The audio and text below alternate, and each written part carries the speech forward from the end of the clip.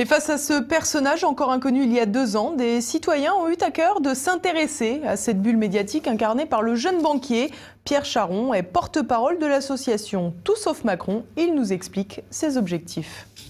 Il y a 3 ans, personne, du moins du grand public, ne connaissait Emmanuel Macron et personne ne se doutait qu'il serait un mois avant favori pour l'élection présidentielle de 2017.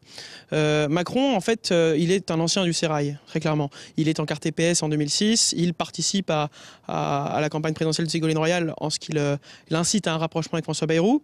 Macron, c'est l'homme du quinquennat Hollande, très clairement. C'est le CICE, c'est le pacte de stabilité avec les succès qu'on connaît à la politique économique de François Hollande. Et il mène une politique absolument catastrophique pendant 2 années avec des lois qui seront contestées dans son camp, le gouvernement n'ayant aucune majorité à l'Assemblée pour les faire voter. Macron, à l'économie, c'est 1,5 million de chômeurs de catégorie A en plus. Voilà, ça c'est un bilan qui n'est jamais rappelé, mais il est toujours bon de le dire. Et ce qui est le plus choquant dans tout cela, c'est qu'il y a eu un véritable matraquage médiatique. Macron est une création médiatique, c'est une créature médiatique. En soi, au niveau idéologique, c'est un peu tout et rien. Il est capable de dire tout et son contraire sur le cannabis, sur le mariage pour tous, sur la régulation, etc.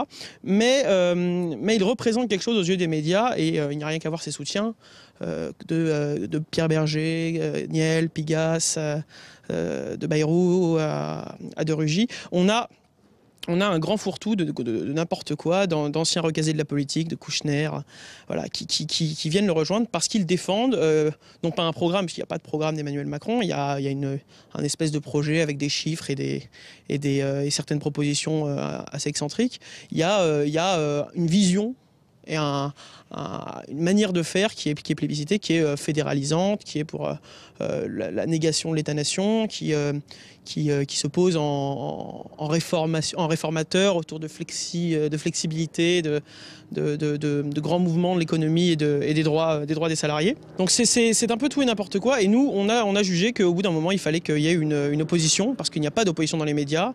BFM TV est un organe de propagande d'Emmanuel Macron. C'est absolument terrifiant. L'hebdomadaire Marianne a fait une enquête et a libéré des chiffres comme quoi BFM TV diffusait plus de Macron que de Mélenchon, Hamon, Marine Le Pen et Fillon réunis, ce qui est quand même assez incroyable. Donc nous, on a jugé bon qu'il fallait qu'il y ait parmi les citoyens des gens qui se lèvent et qui s'expriment et qui apportent de la matière pour parler de la réalité et de la dangerosité d'Emmanuel Macron. Le vieux loup politique qu'est François Hollande est en passe de se faire réélire.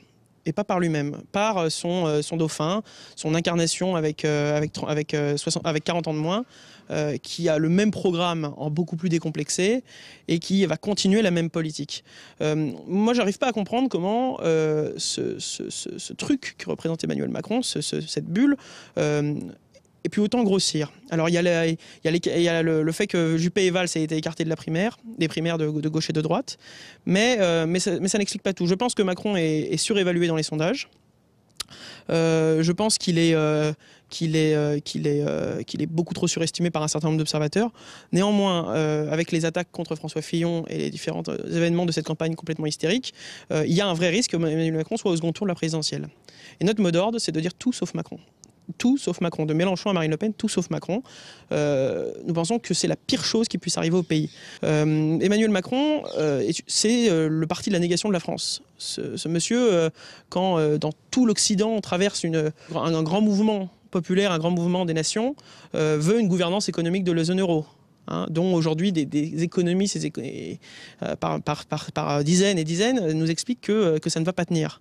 L'euro qui nous coûte jour après jour aussi extrêmement cher et qui est un débat qu'on n'a pas le droit d'avoir dans ce pays. Moi je pense qu'Emmanuel Macron est un danger vis-à-vis du communautarisme. Emmanuel Macron veut financer les lieux de culte avec les deniers publics des collectivités territoriales. Emmanuel Macron c'est aussi un danger sur le fond.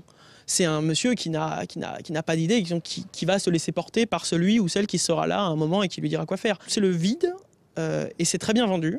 C'est très bien vendu parce que les gens ont besoin parfois de beaucoup d'optimisme, de sourire, de bonne gueule et un peu de fraîcheur. Nous voulons que les gens soient informés sur qui est Emmanuel Macron, ce qu'il fait, sa vie, ce qu'il pense, ce qu'il a fait. Et donc nous allons mettre en place une brochure internet qui a été écrite, argumentée et rédigée par des contributeurs, qui sera disponible sur toutsaufmacron.com et que je vous invite à aller réclamer, à aller demander sur le site dès maintenant.